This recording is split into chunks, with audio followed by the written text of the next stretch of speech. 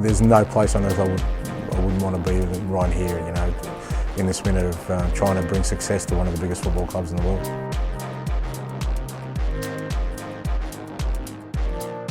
The basic underlying principles that I want my team to play football that scares the life out of every opposition, mate. That's kind of the end game.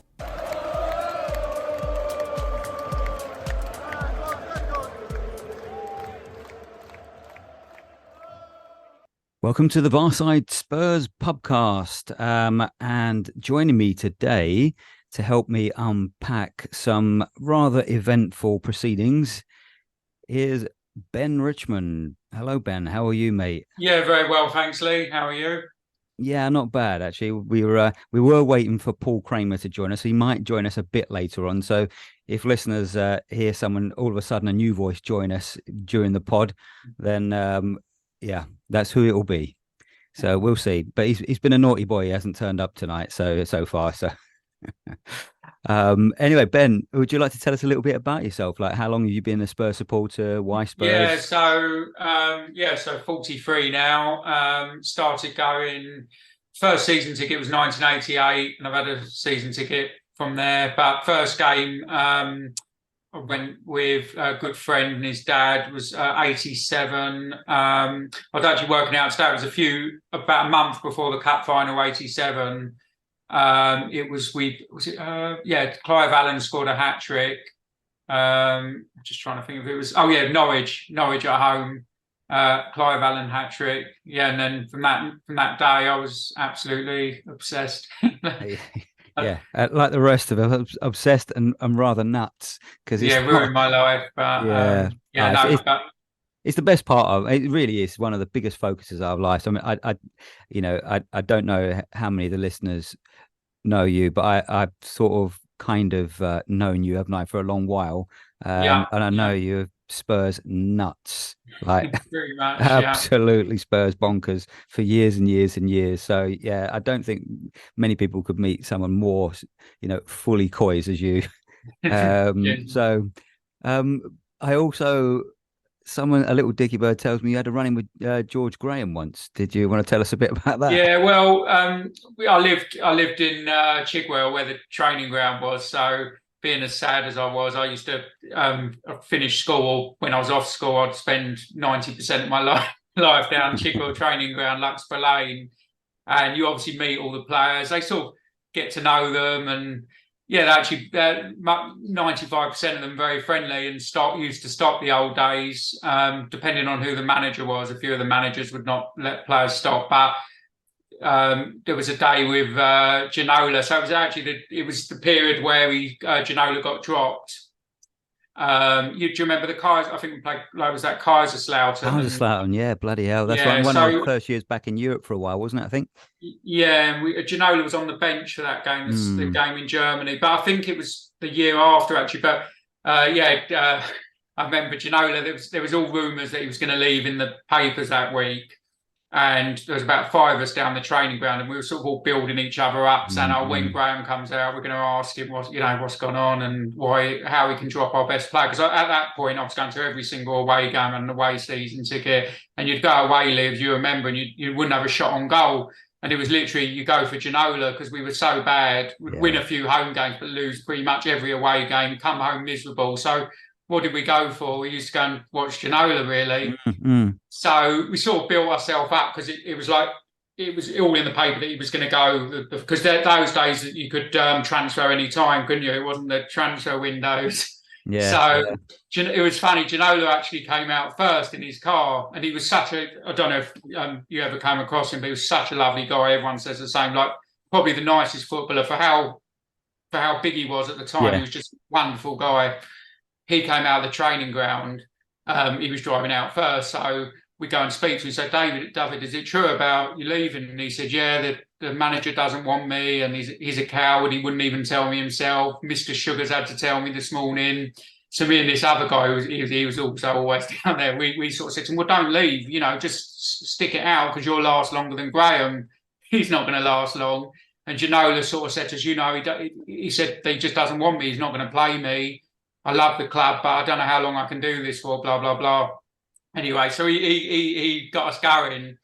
No word of a lie. The car behind him was George Graham coming out. So me and this guy built ourselves up so much. So I've knocked on his door, knocked on his window, and he's ignored us at first. So I've given him another little tap on the window, pulls it down with a really angry face. He's like, "Yeah, what do you want?" And he's obviously, I can't do a job voice, but that's he said to me, "Yeah, what's the issue?" So I said, David's just told us that you want him out of the club. He said, "Yeah, that's right." And all that. I said, can I ask you why? I said, "Because I go home and away." And I said, "He's our best player." I said, "He's the only one who entertains us, and we're rubbish anyway, so at least give the fans some enjoyment." And anyway, he's gone on this massive rant to me and this guy about how Ginola's lazy, doesn't work hard in training. And I'd heard the opposite, actually. And I think if you read things now, everyone always says Ginola was actually the hardest working because he knew he had to be, because he said Graham hated him and he just had to keep proving him wrong. So he went on this massive rant about Zenden if you watch Zenden, he said that's a proper winger who will work back. Anyway, he was fuming. So we just had a massive round. And basically from there, we've come out and Ginola's hanging around because he would sign for everyone. Ginola would sign every autograph. He wasn't like all the other players. So Ginola saw us having a thing with him. So I've gone and told Ginola what he'd said, and he was absolutely livid. So stirring the pot. Yeah, but there was quite a good few stories like that with different managers. Yeah. But over the years, you actually realise a lot of the players actually, you think they don't. You read things players don't care. He was someone, Ginola, who just really, really cared. He was really good. But Graham just seemed to target him, didn't he? I think he realised that, one probably didn't fit the way he wanted to play, but sometimes managers come in, don't they, and think, I've got to change something. I've got to send a message to someone, and someone's going to basically be the one out to show my authority. And realise he was so popular. It seemed to me, or outside looking in, that he was the one he identified, and he was going no matter what. People thought it was a bit of a jealousy thing, because I think when he played, actually, George Graham, I think he had a bit more flair than people thought. He wasn't the type of manager that he ended up. He was a flair player. Yeah, absolutely. Yeah. So, right, shall we jump ahead into this game?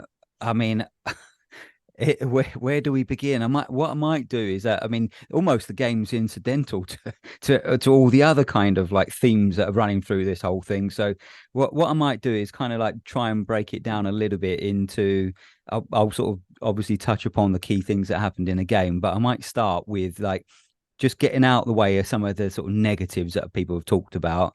We'll look at some of the controversies, and then I think we'll kind of finish with looking at the big positives, I think, that did come out of this game. Or whether you think that this was the case or not. So it'd be interesting to see how you kind of read it. But there's been a mix of views, I think, from pundits and also from fans alike. So what didn't you like about this game, Ben? I think it was the obvious thing, really. I do love Romero, but my friends next to me, we sort of having a disagreement. But then when I look back at it, they were saying straight away he's acting like an idiot. Just the way he was charging around. I know he was doing that at the end of last season, the middle of last season under Conte, just lost his discipline. But at the time, I was sort of sticking up for him, saying it was a highly charged derby, and But I look back at it and think, you've got, with the role he's got now, he's got to be so much better than that, and he's just got to calm down. He's a World Cup winner. He's been given the responsibility. Could Sonny or one of the other players calmed him down quicker? Probably, but he was on one. He's gone up the pitch. He's done that kick. He's then got back. He's done a stupid kick out. He's so charged up, and he's being honest. He was the biggest negative. Because of his age a bit now and his responsibility. Where a dog, he was disappointed, but I thought, okay, he's 20. Yeah. It was his. I know he played the Arsenal game. He did. Funny enough, the Arsenal game, he was on a yellow, and he showed such maturity. But I think because Romero led the way with the way he was, it's charged him up, and he's gone and made that other challenge, and I think it just rolled into one, really, didn't it? I have to agree, mate. It just feels to me that a number was done on him, and it's like, we know that there's a beast inside Romero. And the way that Ange has kind of trusted him, and as you pointed out, has given him the vice captaincy as well, and it appeared, didn't it, for the first number of games, it kind of quietened him down a bit. So he seems to be more mature. Most people have been talking about actually Romero is one of the outstanding defenders in the Premier League this season, but it seems like some of the other players that probably know him. And maybe it's again, one of my negatives is like we let Poch's shithouse, and we know he does, affect us. And I think early on, it did affect us, so that would be one of mine sort of negatives. But it kind of feeds directly into what you're just saying about Romero, really, is that they got under his skin and too easily. I mean, the kick out, it was sort of petulant, but the kick out that he did on Colwill, that could have got him sent off alone. He didn't learn from that. And then he had the Brazilian thing going on with Silva, Brazilian Argentina. Them two were at it, and I think Silva knew how to wind him up. Silva's 40 years old. He's so experienced, and they all know what Romero. We saw with Romero what he's done last year. He's got to be smart than that, though. I mean, even you could imagine before, even like Enzo probably texting him and winding him up, and then in the game again, in his ear and all that kind of. But no, someone like that in that role that he's got to be just a bit more disciplined. And I mean, he is a fantastic defender. Yeah, but he has that in him, and he's been sent off, I think, more times than any other Premier League defender in sort of within about a year or something. So he's it is a flaw in his game, and maybe one of the reasons that Ange gave him that vice captaincy was to kind of like say to him, look, you have significant responsibility. We rate you, but you've got to show that those leadership qualities. But he let it all go, didn't he? I mean, it's a hard balance, Lee, because you don't want him to lose his physicalness, like. But as I say, the kick out totally unnecessary. If he'd only made the bad challenge in the box, I don't think people would have been as angry with him, because there's some people, and I'm sort of in the middle. I thought it was a bit harsh actually sending off. It should have been a penalty, not a doubt, yellow card. But there is actually more and more people, and I've seen non-Spurs fans say, so it's not just the biasness from us, seeing that he did follow through. There's no doubt he did get the ball, and sort of Enzo's leaned in. So I wouldn't have been as angry if it was just that, but it was the whole thing of kicking the ball out, the way he kicked the ball out, the way he's launched at Parma. That was the issue to me. Yep. Oh, we've got someone else joining us. I'm thinking it might be our man Paul, but it could be someone else. So we'll see who that is when they join us. So be on standby for our listeners. Anyway, so I agree. It's just a shame, because I do love him as a defender. He's got all the kind of qualities that I like. He's aggressive, and he's and he's skillful. The way he's kind of in previous games joined in the attack. There's so much to love about his game, but he has to get on top of that one. And he is actually fairly young still as well, isn't he, Romero? What is he, 23? 24? 24 now, 24, yeah. But it's the annoyance of losing him for free. It's not only a one-game ban, we lose him for free. And then obviously, which I'm sure we'll talk about later, Van der Ven with his now, so we get the double. So that's one of the other obviously significant sort of negatives about the game, that we probably will lose. Well, we will lose Van der Ven for a bit. We've no idea yet, have we? We've got. No, I've not heard yet. I mean, I think he had a similar injury when he was at Wolfsburg, and I think he was out for 11 weeks with that one. Christ. Yeah. No, that's really worrying. Yeah. Well, but my apart from not heeding the warning signs, we talked about Udogie as well, and clearly there was another incident that he could have just got a straight red for. We were not only a bit quite pumped up. Fine, because we'll come on to that as a positive in a minute, where we looked really strong at the beginning, but I think that Poch used to do it with us, didn't he? I mean, we loved Poch, but what he was good at is the dark arts, and he started to he got that into us, didn't he? All that. Remember the Battle of the Bridge and stamping on Lamela stamping on Fabregas's hand, and we didn't have VAR then either, Lee, so it was a lot easier to get away with Lamella's little snidey challenges and stuff. Where now you just can't get away. You're very, very lucky to get away with anything. You can't. So. No. But that is kind of, I suppose, part of his thing. It's I suppose one of the Argentinian ways, isn't it? They like to bend and break some of the rules. That's just part of it. But we should be wiser to that. But anyway, I mean, the obviously, that's a negative, and the scores are negative. But there's a lot, I think, within this game above and beyond that. So we'll go through the first half, touch upon some of the sort of major incidents and controversies. And like I said, and then towards the end, we'll finish off, actually where this leaves us in a positive sense, if we can sort of try and sort of make this a kind of almost like a therapy session for some of us. So I thought we started really well. We looked really confident, and after Kulusevski's goal, which I think was a slight deflection, wasn't it?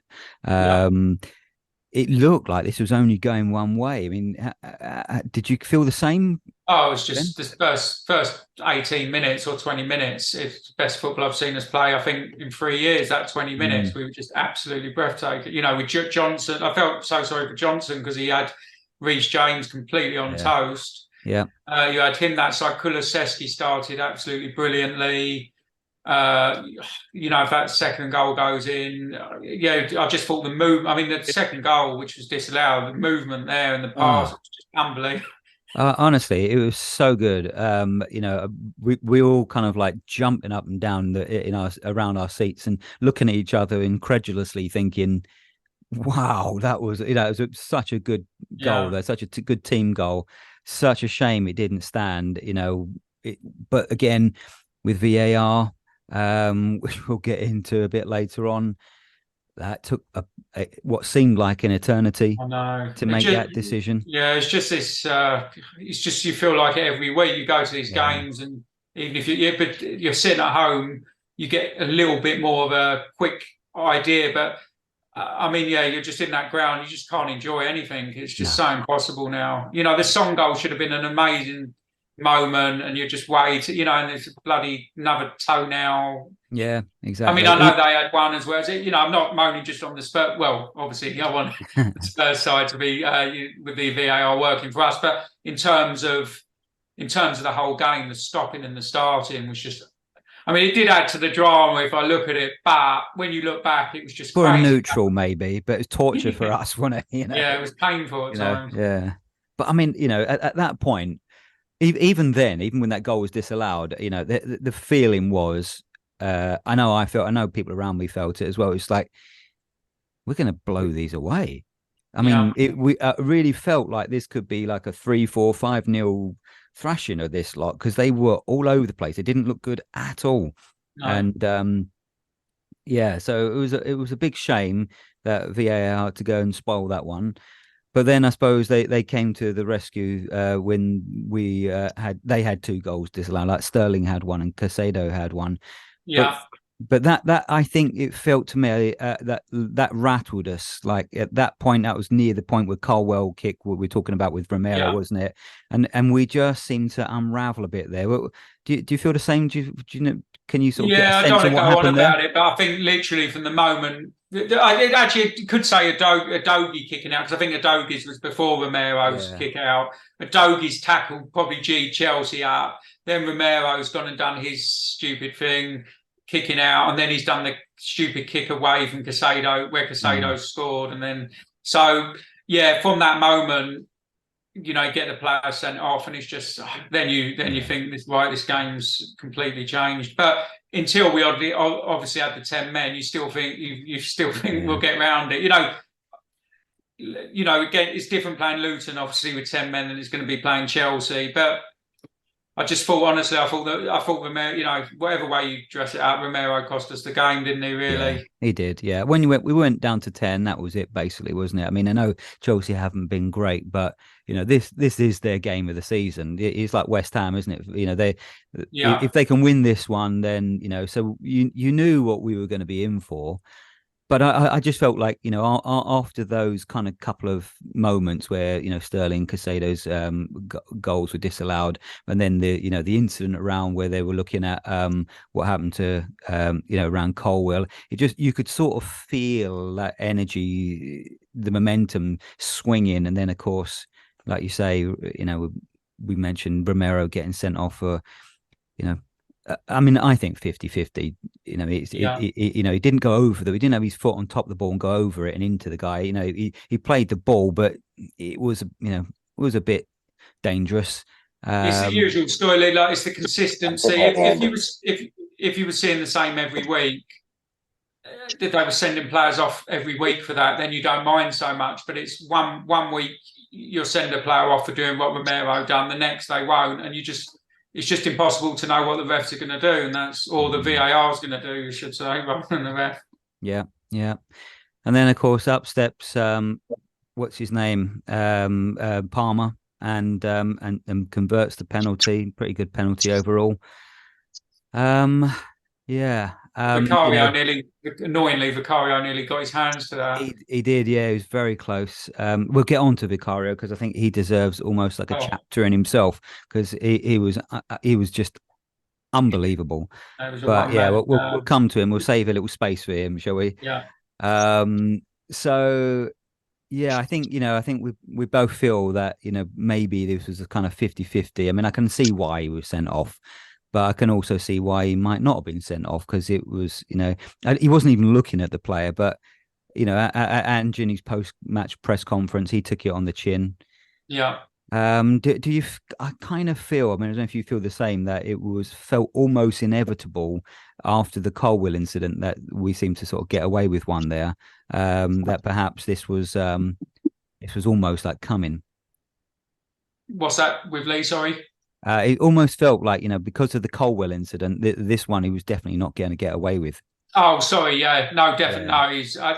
To be honest with you, as I said, like you say, I think that did play a part. Obviously, in the ref, he's probably thought, I haven't done in there. He's probably heard it in his earpiece that he's missed something, or something was missed by VAR. And yeah, they must weigh all that up as well, what they've done before.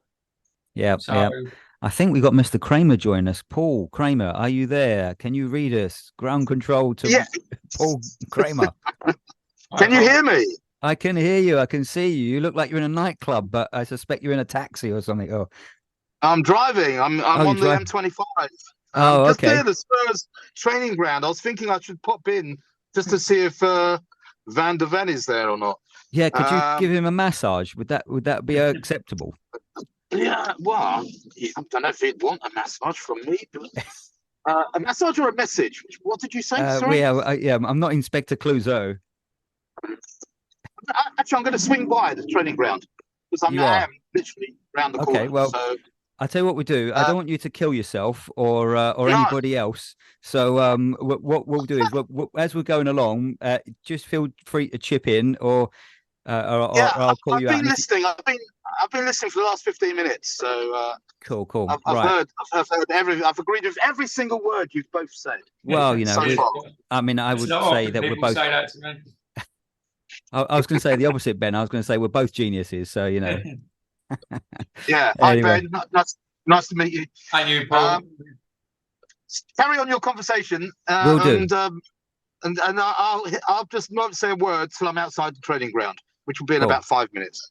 Right. Okay. Right. Agent Kramer is on the case. We'll carry on, Ben. So let's.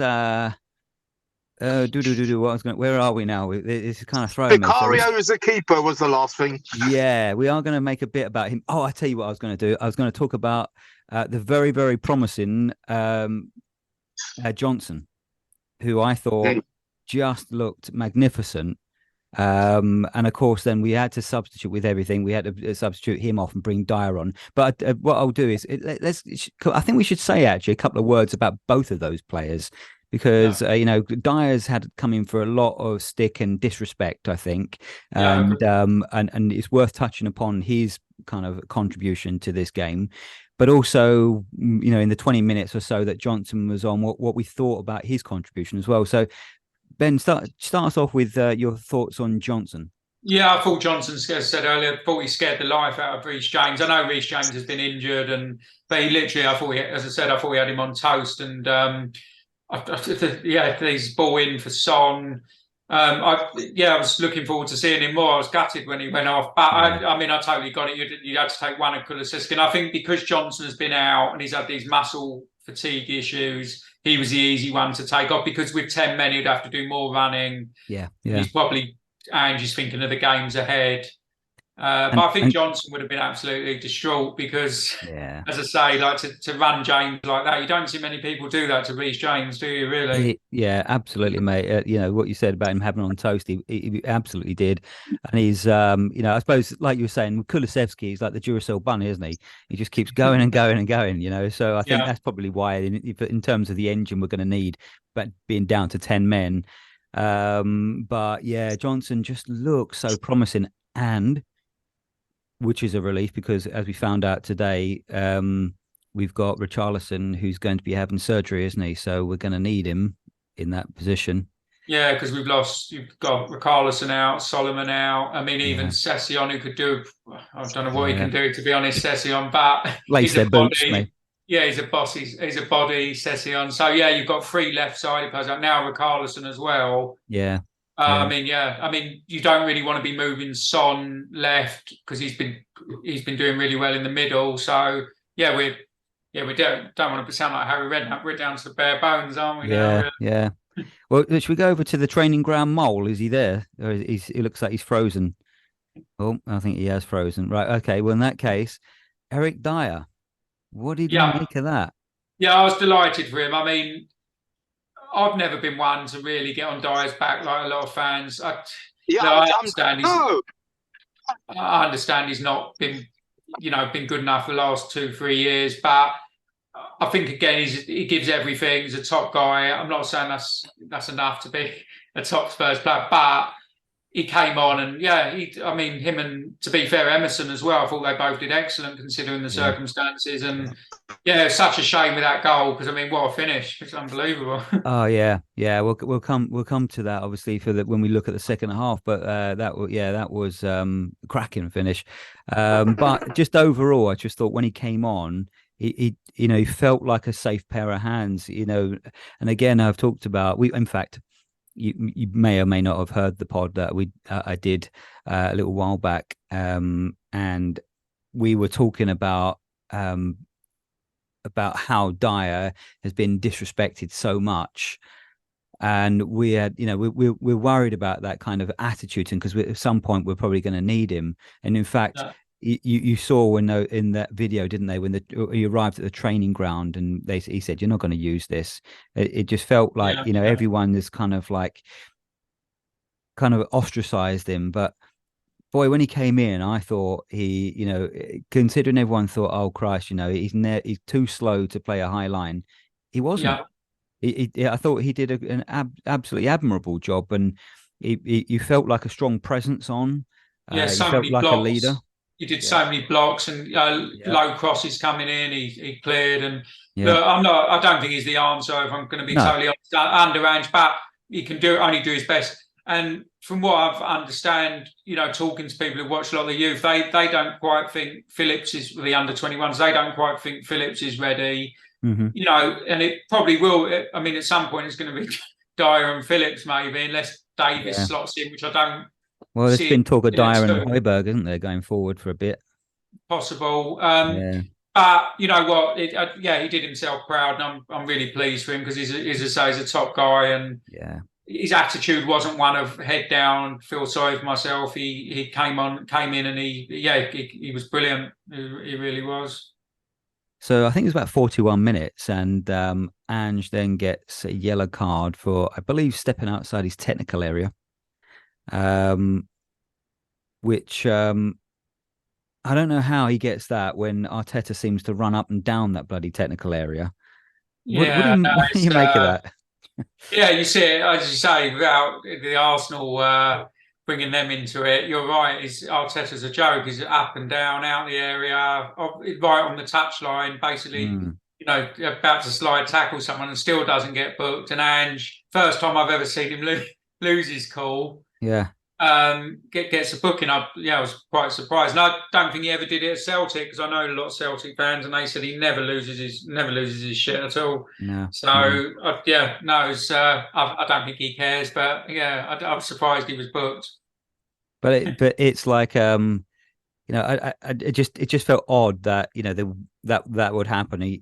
Considering, like as I say, Arteta seems to run up and down the bloody and ranting and raving and going mental.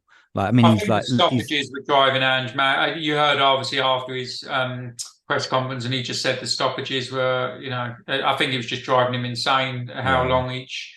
I can't think of a game like that. Can you with the stoppages? No. Well, 12 minutes were added, weren't they? With those VAR stoppages and and reviews and everything. 12 minutes were added to the end of that game. So somehow, Christ knows how, but somehow we managed to get to half time, still 1-1. Yeah. And any closing thoughts on that first half of mayhem? No, it was just a horrible way to go into half time, because you're just thinking how many second half. Feared the inevitable, didn't you? Really. And then obviously, because we'd had to take Johnson off, you're thinking I did think Ange wouldn't go just all men behind the ball. So I knew we'd probably see goals, but obviously you're just thinking they'll be from Chelsea with us trying to do some attacking play, bits and pieces.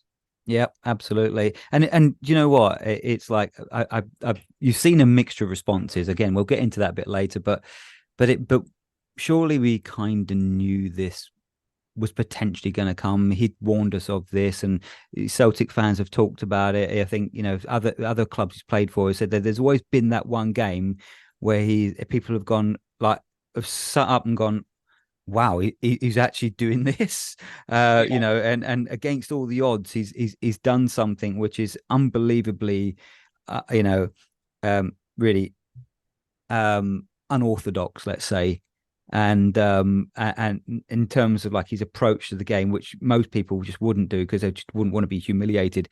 He is like that echoes a glory thing, isn't it? He's just like basically you may as well aim high and just go for it. There's real to dare is to do kind of feel about. To be honest, what we saw last season, when we got thumped at Newcastle and Liverpool scored the 4 again the week after. I know we got 3 back or whatever, but I thought to myself, do you know what? We had Dyer on then, and we had Emerson at centre half, and you're just sort of thinking, like, we've got to try and do something, because we're not going to be able to hold. If you had Van der Ven and Romero still on the pitch, and we would have lost. If we would have lost a couple of forward players, he may have done something slightly different, but not much different. No. But the point is, he looked at it and thought, we probably haven't got the defensive players on the pitch anyway. No, Let's exactly. just bloody go for it, and I think we didn't go crazy. I mean, okay, later on, things sort of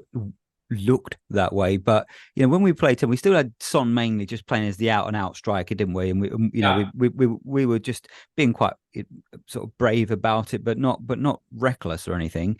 But then of course we ended up with, very shortly into that second half, Van der Ven hamstring went, and Maddison got a knock, and both of those had to go off. I mean, the Van der Ven one looked really innocuous to me. I didn't even. I'm asking people around me what's happened here, and likewise with Maddison, and immediately you lose 2 of your key players, and then what are you thinking? I mean, what were your thoughts at that moment, Ben?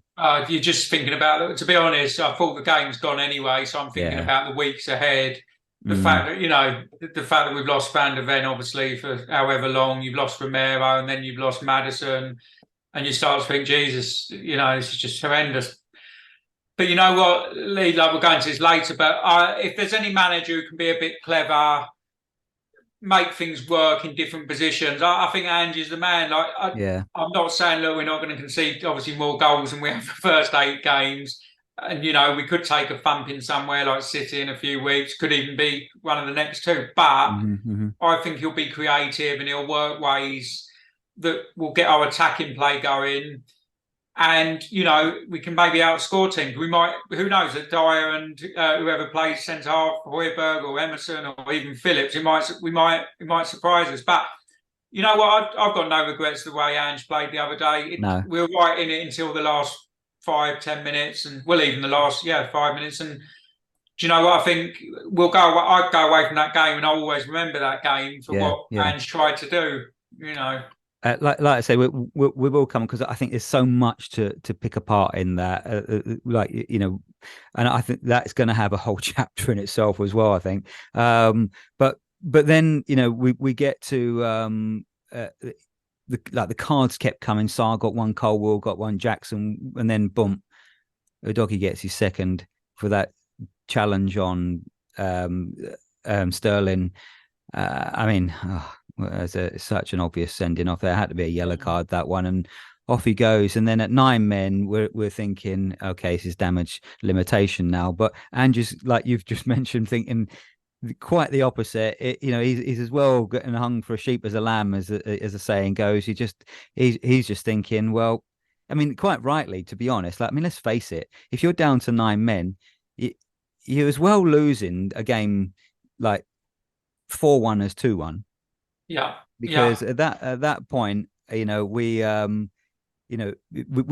somehow still clung on, I suppose, and with Vicario keeping us into in the match. We'll look at him in a second, but then I think it's Jackson, isn't it, who scores next, and which makes it 2-1, and you fear then that it's going to be an absolute thumping, but nothing of the sort. Vicario. Have you ever seen a keeper's display like that? No, and I'll be honest, I was thinking, I didn't think you're getting to the point where thinking this guy just won't be beat tonight. Obviously some of their finishing was crap, but he celebrates like he scored a goal every save. He's a machine, and he's a monster, and he's bigger than Lloris, isn't he? He's bigger, a bit taller, but he's so agile. And even, everyone was worried a little bit about his feet when he first came. He's so good with his feet. Yeah. We've looked so good defending corners this season, because I think with Hugo towards the end, and I loved Hugo. I used to get annoyed at people giving him stick, but there was that element when we had corners, you're always worrying. Hugo became very weak at crosses, and we were conceding so many from corners. And with Vicario, I just don't feel like that. I feel that he'll come and sweep it up. But literally, you say he's sweeping it. He was like a sweeper keeper, wasn't he? Like he was. A line, like people have just like showed these photos, haven't they, of this high line on the center line, which was brilliant. But Vicario was like, was playing like a defender as well as a keeper. And there was one point, I think, if I could remember rightly, because I was about 4 or 5 pints in by that point. I think Jackson comes running at him, and he just spreads himself and saves. Basically, like, we didn't have to handle it, but basically sort of like blocks him from from having a shooting chance. Well, the worry, Paul. So the worry league obviously was. I thought he was gonna miss a tackle and get sent off, and then we end up with 8 men. I was getting to the point I was saying to my mates, maybe we want to get. I think it's 6. Is it if we get to 5 or 6, or just call the game off? Yeah, that's what we were thinking. If he goes, we may as well, because we end up having someone in goal. That would have been quite funny, to be honest, wouldn't it? Yeah, but you did fit like it was. His timing of the tackles, Vicario, was so good. But you were thinking the amount they were getting through that last 12 minutes or 15 minutes. You were thinking, he's gonna get sent off here. Yeah, and you had to think, like, as shit as Chelsea are, 11 against 9, we had no right to stay in the game as long as we did. No right whatsoever. And again, there's a number of superb, brave performances that we saw. I mean, not just tactically, that the way that we played was brave, but in terms of the way that we just put everything on the line. At the end, there was nothing left in any tank. But Vicario was just. The crowd just absolutely went wild for him, didn't they? I mean, they started singing that sort of that song, didn't they? Vicario. Yeah, no, he's. I don't think I've ever known a player to come in where people were worried so much, because I think they'd seen a few things in Italy that that he parried a bit, and the people were a little bit concerned. Like, you know, Hugo had been there years. I know Hugo had a bad year, but they were thinking, oh, this is a second choice keeper, not a first choice. I know there'd been people saying, Donnarumma had said, one of the ex-keepers had said, who was it, the Italian goalie who said? Buffon? Buffon, sorry, yeah. Buffon had said what a great keeper he is and he can be the next best. But no one was really listening, including me, and he's just been... Yeah, it's been incredible. I mean, all the signings have, but he's stood out massively for me. It could be just brilliant scouting, but also might just also be a slice of luck as well. But you think, who would you have, him or Raya? Oh, without doubt, him. And to be honest with you, I was annoyed with Miss Raya at the time, because I did rate Raya. I know he's not started well, but.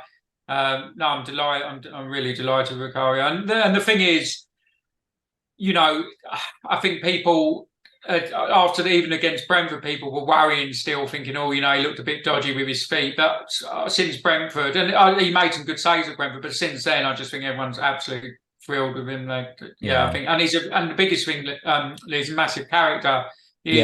Shouting at them, and he's been there years, isn't it? Already? You can see that straight away. You need a big personality, and I think that one of the things that seems to have come out from the sort of leaks out the club about Hange's interviewing the players, that was one of the things he said. You know, more or less he would have walked here, you know, to Spurs, and you know, and it seems like he amongst a few others have sort of like grabbed that, you know, that ball by the horns and just said, I'm having it. I've you know, I've got a chance here to make a real big mark, and he, you know, he's really shown himself to be one of the league's top keepers. I'll tell you what, he's going to be tested a lot, I think, over the next few weeks. Oh yeah, we've got 3 games with a makeshift defence, and so like, you know, the City game we'll talk about it later, but it feels like a free hit. But the next 2.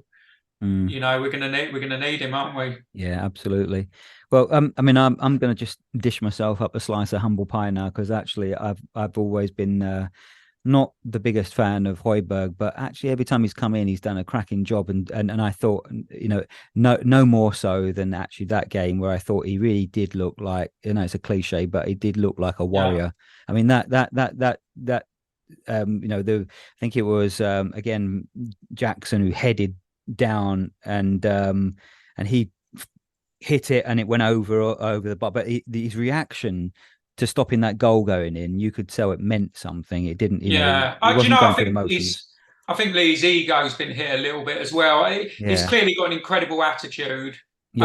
He's someone, you know, gets dropped. He's not in the dressing room sulking, which is huge. I'm the same as you. I'm not huge on Højbjerg. I think he was always a 6 out of 10, and he would have 8 out of 10 games, bizarrely. But it was oddly the big games that he would seem to be great, and then the smaller games where he was annoying me, you know. And I don't think he's really an Ange player. But one thing no one can ever say about Højbjerg is, you know, people compare him with Foynd and all that, but he's not. He's better than Foynd. And he's a clever player. Yeah, but he's limited in the way Ange wants to play. But there's no one who can say that his attitude's not spot on. No. Absolutely brilliant, from getting dropped, how he's played it when he's come on in most games. And I think, you know, he's going to play a huge part now. Be it has to centre half, full back, midfield. We need him now over the next few weeks. So. Well, you know, and if he's got anything about him, which he has, you know, he's shown that he's got that character and he's got that graft. He want to show people. He'll want to prove it. And you know what? If he would have been on the pitch, he's probably the one who would have been calming down Romero. I think Kane used to be very good at that, or in the referee's face a bit, calming him down. We are missing that. I mean, Sonny's been brilliant as a captain, but I do think Højbjerg is very good. He's a talker, you know. And we've taken away Kane. You've taken away Højbjerg, 2 of the bigger leaders. Yeah. So that side of it is brilliant. Yeah, agreed, mate. And then on the 79th minute, our old friend Dyer, as we mentioned before, smacks one. He must have been like a testicle offside there or something. Yeah, but, you know, that's the sad thing, Lee. I didn't even celebrate because the game was so crazy. Yeah, I saw that flag go up immediately, and obviously the back of my thinking, please, you know, just give us some luck. Yeah. And you're thinking it might, but I just always think the worst now, because what's the point of getting excited? But you know what though, when that one went in, I mean, I did go mad. Like me and my son were were falling over the seats practically. And then of course, we saw that the goal wasn't announced, was it? And you ended up with the inevitable VAR review, and then that something's up. But I think at that point, what would have probably happened is that then we would have shut up shop. Then I think we would have just gone back into in seeing the game out. I think the reason we went pushed the high line right up was to try and get something out of the game, because like we're saying, you're as well losing 4-1 as 2-1. Right, so to get something out of the game at that point, I think that would have been it. We had enough sort of defensive solidity amongst, on the pitch to be able to sort of just to try and see out the last 15 or so minutes. And I think, to be honest, Lee, the big thing was, if you had Didier Drogba playing for Chelsea or you had Thierry Henry, then I could sort of see people saying, and Ange probably still would have done it, knowing Ange as we do now. But you're maybe thinking, like City in a few weeks, if he does it there, then maybe, okay, rightful criticism. But I think he knew Chelsea's finishing up until that last 4 or 5 minutes. He's not stupid, Ben, is he? He's not stupid. No, I mean, he wouldn't fancy 10-0 crucifixion, would he? He's like, he's going to go for, that, because he thinks they are a bit blunt. I mean, you say that. That was probably one of the worst hat tricks we've ever seen. But Lee, look at the Jackson, people who are saying about Ange being too attacking here, and that he's just this way. They should look at the Arsenal game, and they should look at the other previous away games, because he has gone he has gone in tactically, and it hasn't been gun ho. He realizes, so he's not just some coach who's not got any tactical. If he didn't have any tactical nous, and he was just he specifically went.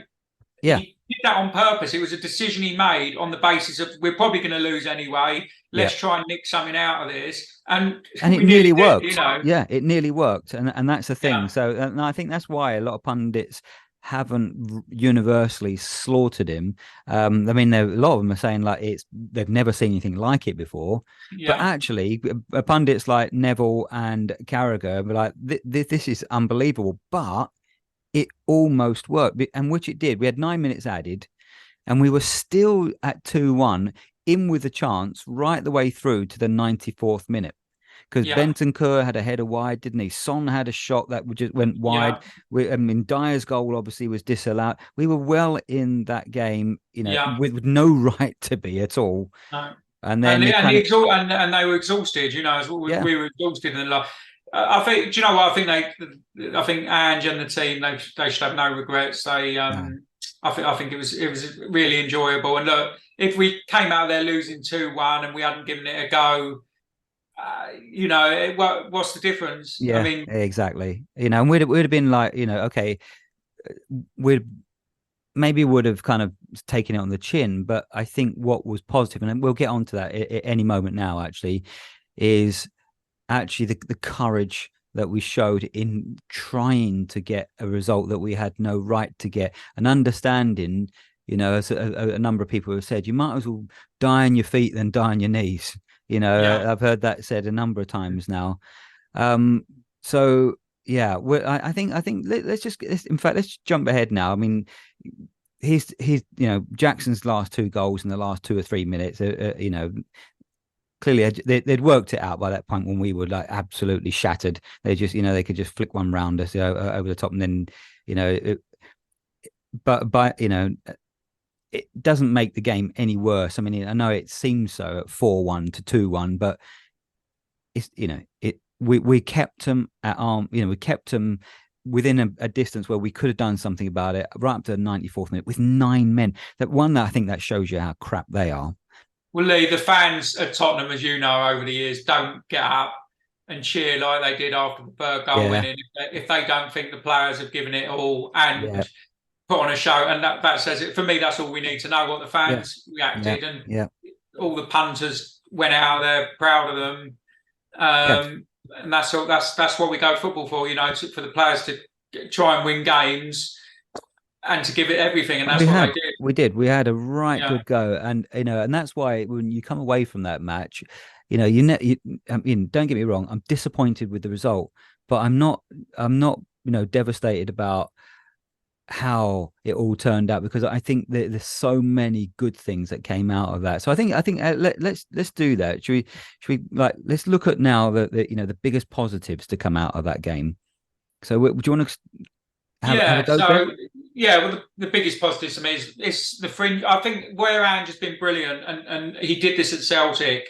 As I say, I've got a lot of Celtic friends, and they said to me, he uses his sub superbly. In terms of, when I say superbly, not even the timings of his sub, he makes the squad feel important. So as you said about Højbjerg coming on, I know Dyer we can't say because he hasn't used him, but Højbjerg and Emerson, he makes them feel like they're part of the team. So when they're only getting 5 minutes under Conte or 2 minutes, they just feel, oh, we're coming on to waste a bit of time. He makes them feel important and that they're part of the squad. And they're not only getting 5-10 minutes, so they're ready.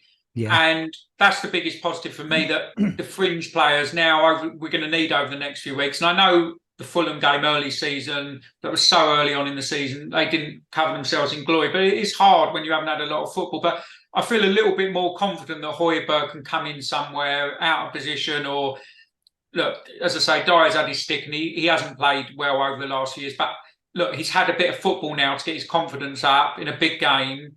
Fans were behind him. That will mean a lot to him going into the Wolves game. So that's a huge plus. Obviously, Johnson was a massive plus. I thought Emerson did really well when he came on. He really came and did well. Udogie, obviously, losing Udogie and Romero is huge, and Van der Ven. But look, we've got to get to January now. Yeah. We'll have Romero back in 3 games. Udogie's only 1 game, isn't it? Yep. Yeah. So look, Van der Ven is the big gap. Vicario's obviously a massive plus. I just hope he's not. He looked a bit. He was walking off with a bit of a limp, so I'm just praying he's all right, won't he? Yeah, I think he. Yeah, I mean, my biggest positive, I think, my biggest takeaway is they showed that they totally believe in the manager. Yeah. You know, and obviously we couldn't say that of Conte last season. This season so far, in from the way that they did what you expect an Ange team to do, with that courage, the way they played, that we never stop because they didn't. Attitude really did show, despite the loss. It was actually, which is why I think it really got under the skin of a number of their fans. Which is why we're not so despondent about it, is because actually we're now can see, yeah, they get it. They understand what he wants and are prepared, even under the most tough circumstances like this, where a lot of young players there. Yeah, they could just fold up like a deck chair, and they didn't. Yeah, they actually showed an incredible amount of resilience and courage, I thought, and I think that's why at the very end of the game you had a standing ovation from the crowd, because they what they witnessed there was everything we want from a team to give us, considering the odds they were up against. And Lee, it would have been easy for Ange to come out after the game and bury Romero. I don't think he would have Udogie because of his age, but and say he's got to learn his lesson. But he'll never do that in public. Yeah, like with Basuma, how annoyed we all were at Basuma. You heard him said, he'll learn from it, blah blah blah. And look, if they did it 3 or 4 times, it becomes a different thing. But I think that Ange's history suggests that he'll never ever publicly bury it. And look, we've had Conte and Jose dig out players, lose a dressing room. Yeah. Yeah, and I think you saw today. I know it's only photographs of Trango, but they all looked. They're going to training. I bet there's a smile on their faces. I bet there's a spring in their step. How could you ever say that? 4-1 defeat, and they're going to be because they know the crowd really appreciated the graft and shift and what they put into that game. 11 versus 11, we destroy that lot. Yeah, I agree. But, which makes it really that's why I'm looking at Romero, it's really wound me up, because he just didn't need to do it. But look, he's gone. He's the thing is, if it was the first time he'd done it, but once his head goes, that's where you need someone to get him after that first kick out and say, that's enough now, you're going to cost us the game. But we didn't really have anyone to do that. That's That's the problem, and he's got to learn himself, obviously. Yeah. Well, the way that finished, high risk, but potentially high reward. It nearly paid off. You could see that. I mean, the looks of disbelief amongst ourselves at that kind of courage, because I know under the previous manager, he would have just tried to just make it a damage limitation. But the biggest difference, Lee, for me is usually I'd be looking at the weekend, losing all these players, and I'd be absolutely dreading it. Now, we might get beat Saturday, but we are going out there to try and score some goals. Yes, we might concede a few goals. I'm actually looking forward to seeing us play again. Under Conte and Jose, I was dreading the weekend. I just wanted games to go by. But I'm actually looking forward to seeing what creative ideas he's got. Okay, we lose Maddison, he might put Bentancur in, he might put Gio in. He's going to do something that's going to. He's not going to find excuses. He's just going to, exactly. And I don't know. I mean, with Conte, we don't need to dwell on him too much, but he needed to hire extra buses to throw everyone under, didn't he? He's just, it was unbelievable. And, the fact that he then was saying that, it's never going to change no matter which manager. Well, sorry, son, but you're completely wrong. It just shows you that one man can actually change the culture, and Ange certainly has. It might feel like a bit of a digression, but that photo that was recently just sort of came out with everybody, including all the the catering staff and everybody in that photo, it is indicative of what he's doing to this club, and you can feel that togetherness. You can feel that they're, this family sort of feel amongst everybody, but also that they don't give everything like they did the other night if that's not there. And we've heard stories, haven't we, of Ange talking, apparently of Ange talking to him about not just what it means to play for the club, but also why do you play football in the first place? What does it mean to you and your family, and going beyond that into the psychology of what this means to their families and their and them deep down personally, because then you're really tuning into the person and what motivates them. And I think he just understands how to do that, and that I think is the exciting thing. Yeah, if you noticed, there's another thing I know. Apparently, he does his speeches early in the day, so lunch or tea or whenever he does it. But I've noticed the players seem to be getting there. The 8 o'clock kickoff the other day, they arrived at 4:45. So you're wondering if he's doing his speech early on the ground. But, because you see players who say that once he does his speech, you feel like you're pumped up then, but he does it 3 hours early. So it's just little things. He also, apparently, like some of the other coaches, he just lets them get on with it, and also lets them do some of the speeches, and then does some part of it, but not the whole thing. He says because he's worried that they'll get bored listening to his voice. So when he says something, it means something. It's not just he just won't ramble or go through videos for hours and hours and end with everyone. When he says something, it's pertinent. It means something. So I mean, I think we, whether by accident or design, we really have got the right man here. So anyway, so let's put that game to bed. Let's look ahead to Wolves, and that's this Saturday, isn't it? I believe. 12. We got stitched up again with the early kickoff because we got done last week with the Monday, Friday. But look, we haven't got Europe. We've got to get on with it. So exactly that, mate. Exactly. Yeah. So if we assume then that we might have a few injuries. Anyone you think might end up taking to the field? How do you see this game going? It's a question of does he play Gio or does he go Bentancur? I think Bentancur. I think because I did think he would, but the only reason he may not is just because of obviously he's come off the ACL, played Monday. How long did he play on Monday in the end? He played about 30, did he? Yeah, so maybe he starts Bentancur and goes Bentancur, Sarr. You've also got the Skip option. I mean, I think he'd rather play Bentancur than Skip. Skippy did okay. He did all right, actually. I thought he had a good game when he came on. He could put a good pass through, but yeah. So okay, well, I mean, yeah. So it's anyone's guess who's going to be fit apart from Van der Ven, and we can pretty much say he won't be. And of course, Yeah, I've got a feeling he'll go Emerson. I've got a feeling he might go Emerson and Dyer, Porro, and then it's a question: is Ben Davies back?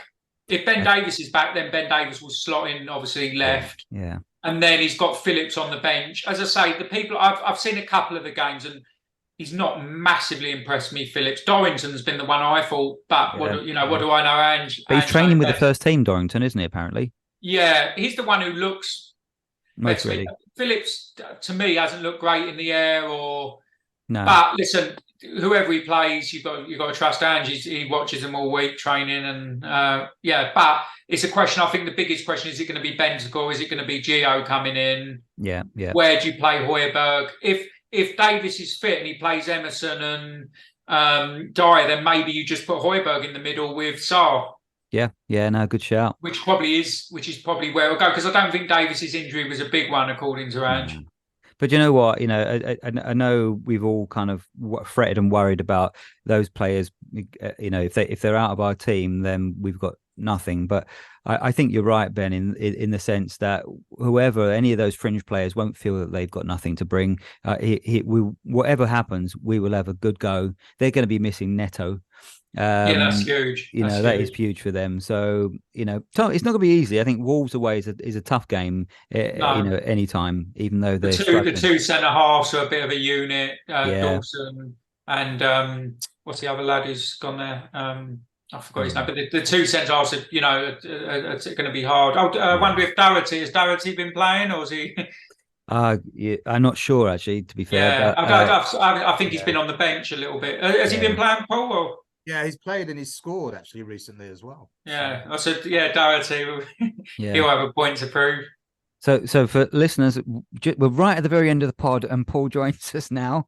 We're just about to do predictions, Paul, and we'll do a couple of minutes if you want to add any thoughts on the Wolves game and what to look forward to. I notice you've gone for the 1970s style moustache there as well, looking rather suave. Swedish porn star, 1973. It's part of my Movember campaign, and I'm pleased to say I've raised £1,000 plus. Well done, you. Oh, lovely, good work. So, how does anyone support you, Paul, if they want to do that? It's up on the Movember. I've got a link on my Twitter profile, which is hit sheet. So if I send it to you, maybe you can retweet it on. Yeah, cool. Will do. I've just hot-footed it from the Spurs training ground, and the good news is Mickey van der Ven is at home asleep. So, okay. No inside on his injury. He was at training today, so I don't think it's going to be as bad as we all fear. This is an exclusive. Whoa, Paul! Exclusive to the Far Side podcast. If he makes it for the Wolves game, we'll be sending you a bottle of Barolo.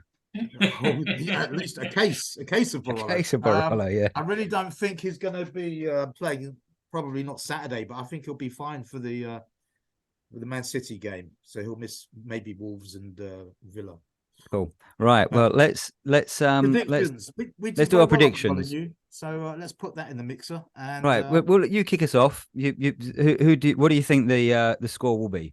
Well, I think we're going to draw 3-3, even though that's not maybe the result we all want, but we need to rebuild and start again. What we saw on Monday night, which I'm still recovering from, I've been lying down in a dark room for the last 2 days. I think we're gonna that what we saw on Monday night. I don't think that's the last time we will see something like that. So no. Yeah, I just feel that that's the way it's going to be. It's going to be a roller coaster. Okay, coaster of emotions. And whatever. So yeah, and Ben, I'm going for 3-3 though. 3-3 for you. So what about you, Ben? I think there's obviously going to be goals. Do you know what? I'll go for a 3-2 Tottenham. I think Johnson will be reared up after coming off the other day, so at least he's got fresh legs. The only problem is obviously playing with 9 men. A few of those lads are going to be really tired, but he uses his subs well, doesn't he? So we have to get through it. The annoying thing isn't even Richarlison. I know he's been terrible, but even Richarlison's got this injury now, so we can't even call on him for this sort of game really properly. Well, I'm going to go for 2-0 to Spurs. I think we'll be more solid than people think. And I fancy Johnson to get a goal. I'm going to be really specific here. And I also fancy Son to get one. So, and then normal services resume. We're back in the title race. Anyway, on that note, thank you for joining us, boys. Thank you for your huge contribution tonight, Mr. Kramer. And in London. What I mean is the solid work you've done at the training ground for us, getting Van der Ven ready for the weekend. So thank you. Well, maybe not this weekend, but a weekend in late November. Yeah, cool. Right, okay. On that note, come on, you Spurs. Thanks, Lee. Cheers, guys. Good luck. Good luck. Cheers. You know, there's no place on earth I wouldn't want to be than right here. You know, in this minute of trying to bring success to one of the biggest football clubs in the world.